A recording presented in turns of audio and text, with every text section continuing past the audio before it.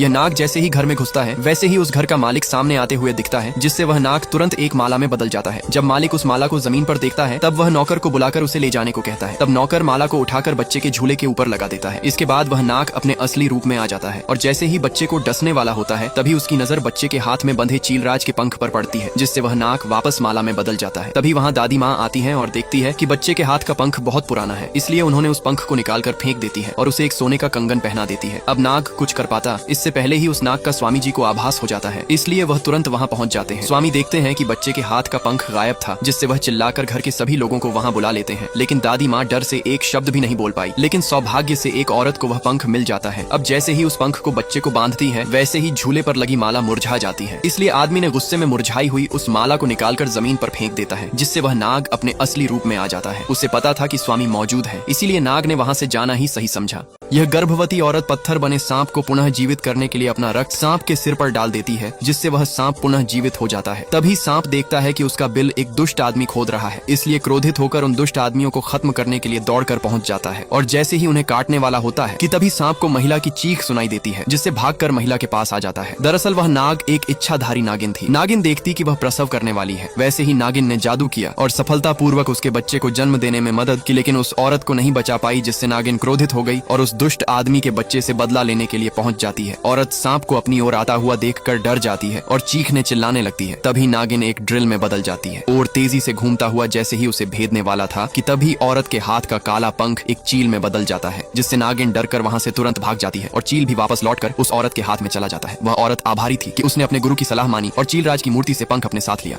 कुछ नाग पारो को मारने के लिए उसके सामने पहुंच जाते हैं। पारो जैसे ही नागों को देखती है तो घबरा जाती है और तुरंत अपनी शक्तियों से उनके ऊपर हमला करने लगती है, मगर नागों पर पारो की शक्तियों का बिल्कुल भी असर नहीं होता है। इसलिए पारो अपने नागिन रूप में आ जाती है और अपनी पूंछ से उनके ऊपर हमला करने लगती है और एक एक करके नागिन सभी नागों को मार देती है। इधर मौका पाकर मोहिनी पारो की बेटी को मारने पहुंच जाती है। ठीक उसी समय कई नाग उस बच्ची को बचाने के लिए उसकी ओर दौड़ पड़ते हैं और अपनी दिव्य शक्ति से हजारों चूहों को प्रकट कर देते हैं। तब सभी चूहे मिलकर उस बच्ची को ढूंढने लगते हैं और मोहिनी के ठिकाने तक पहुंच जाते हैं। इतने सारे चूहों को देखकर मोहिनी घबरा जाती है। तब वह अपनी काली शक्तियों से एक बिल्ली प्रकट करती है और उन चूहों पर हमला करने के लिए भेज देती है। बिल्ली का भयानक रूप देखते ही चूहे वहां से भाग जाते हैं। अब मौका पाकर तुरंत चुड़ैल अपनी शक्तियों से बच्ची को पकड़ लेती है और उसे ऊंचाई से जमीन पर फेंक देती है। लेकिन तभी अचानक एक औरत वहां आ जाती है और गिरती हुई बच्ची को अपनी बाहों में थाम लेती है।